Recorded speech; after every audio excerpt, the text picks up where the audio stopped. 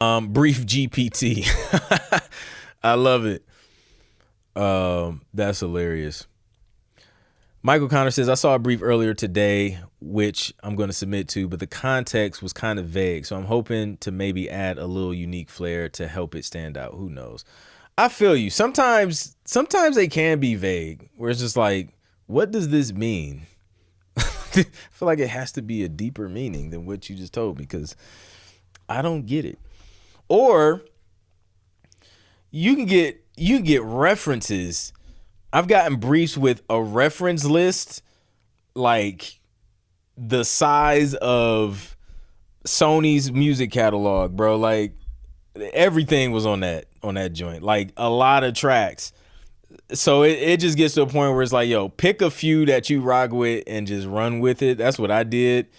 And yeah, because there's no way you're gonna like touch everything. But it's kind of cool, like, because you can just kind of pick and choose like what you want, and it seems pretty broad and open, which means the chances of them taking is probably a little bit higher on the high side. They're just like, we're looking for all of this. So yeah. Wait, can you base a submission on a published copyrighted song like How Soon Is Now? So the only time I'll work on something like that, Rich, is literally if the publisher hit me up for it. Like if the publisher hit me up for it, then I'll spend time working on it. Or if I know like this is one of those songs that you hear a lot of remixes to, so it kind of tells you like, you know, getting it cleared probably won't be an issue. So that's the only time I'll work on something that's like copyrighted or like a cover song or like, you know, a trailerized version of an already released song. So yeah, you can do that. And if a publisher's hitting you up for it, then they're already prepared to kind of make sure everything is cleared and they can do what they need to do with it.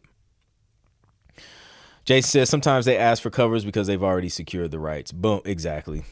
See, if I just would have scrolled one more time, I could have just posted it up there. LV Drizzle in the building. What's up? What's a good? Whoa. Oh, my bad. I cut the message off. What's a good price for a work for hire for vocals? I see that a lot of rappers is sleeping on sync. I tried reaching out and no response. So I'm like, I'm gonna do it myself. Work for hire for vocals. So if you're trying to pay somebody to do the vocals that you wrote, I guess, or like record the vocals, I don't know. I mean, I guess it would depend. Like, I guess it would depend on, I guess, whatever the budget is, and I guess what you think is fair, for the amount of work that they got to do. You know, like if the budget's decent, and if you're one, and then like how long will it take them to knock it out too? So I haven't had a situation where like I wrote the lyrics and then had somebody like just record them like on a work for hire situation. It was mostly them writing and then I just produced and then they just wrote and recorded. And usually I usually just do 50-50 in that situation. If I was doing the writing and they were only doing the recording, then I don't know, maybe I'll kick them, I don't know, 20% or whatever the, I don't know, 15-20% or whatever the fee is, if it makes sense. I hope companies hit back more than rappers. I'm crying inside, in fact. Yeah, man, a lot of artists sleep on sync for some reason. I remember I hit up I hit up an artist once because what was the project, man? I think it was something with BMG.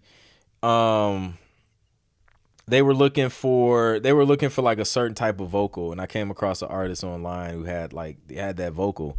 So I was just like, yo, I'm working on some stuff for a TV project. And I had told him what like the fee was, that like what BMG was giving us. And I was like, we'll just split that 50-50. Man, he thought I was trying to charge him to work to work and collab on this thing. He was just like, yeah, like this sounds like a great opportunity, but like, I don't know about the, paying the fee. I'm like, no, bro, like they're paying us to work on this. I'm going to give you half. So your portion would be, X amount of dollars. And he was like, oh, he's like, yeah, like, I don't know. Like I was talking to my team and like, we went through this whole weird team thing, which is weird. Like, do you want to do it or not? Like, it doesn't require a full team meeting or 7 to make a decision. So, yeah, he thought I was trying to charge him. It's like, no, I'm trying to pay you. And then he was just like, yeah, I don't think it aligns with like, my image as an artist or something. It was weird. I was like, all right, man. All right, I get it. So we moved on. I think we ended up just finding a songwriter who was just super dope. And yeah, we knocked it out like that. Matter of fact, was that Kel Keys. I hit up Kel Keys to do it. Kel Keys did it. Now Kel Keys has placements on one of Tyler Perry's sisters, and Love Is Blind. That's what happens, man. When you sleep on it, he could have had those placements, but nope. Shout out to my guy Kel Keys. He came through clutch, and now he got placements. So funny story. I'm curious about that. Jason, the movie The Craft seemed to be full of covers like that, including How Soon Is Now. I assume it would be something they'd ask for if they have rights to it. Yeah.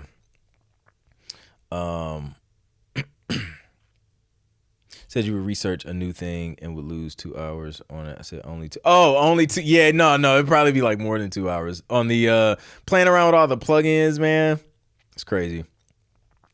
Saint Devil says, what are your thoughts on emailing libraries with a pitch to your portfolio website with examples of recent work and offering to compose a new album for them rather than pitching already made tracks?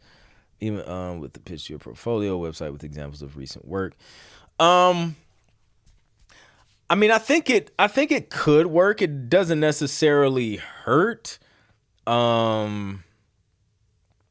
I think, at least from conversations I've had with other publishers, I think they would prefer you to present an album idea or just finish the album and present the album and then go from there.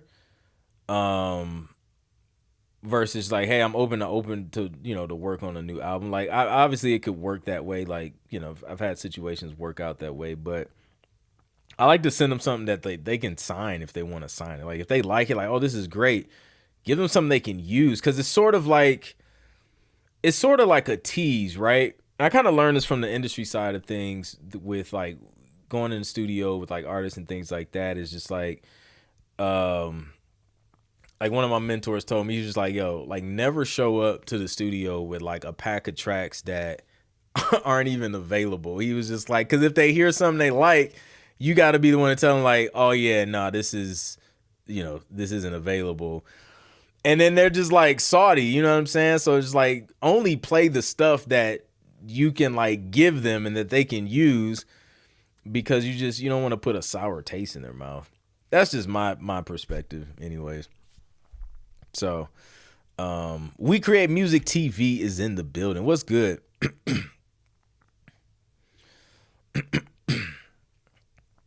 Without giving the details away, everybody probably has the brief in their inbox too. This one says, we want a string quartet version of XYZ track. I think you're right, Jason, with the emotion. Yep. I did see that come across my email too.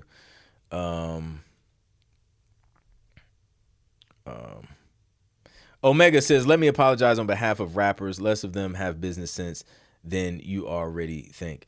Yes, I agree 100%. Producers too. Like, man, I'm telling you, some conversations. I have a lot of conversations. Well, I mean, obviously, like, I help a lot of producers. So, Yeah, man. I think not even man. I think creative people in general, like writers, artists, producers, like when it comes to like the business stuff, business etiquette, communication, it will blow your mind how talented a lot of people are.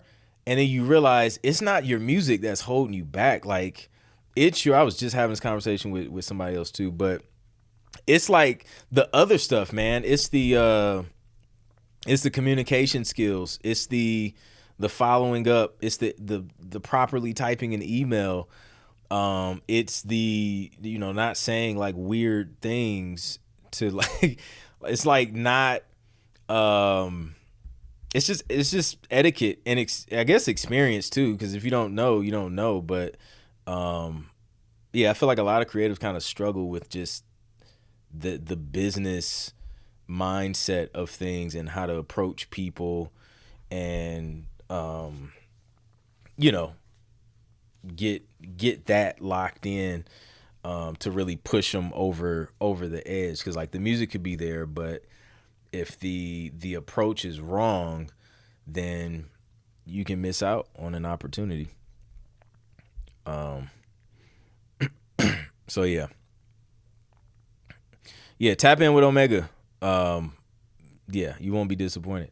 I sent out a text to 4 people I know that are dope rappers, but it's hard to explain to them the sync because they chasing the label slavery deal.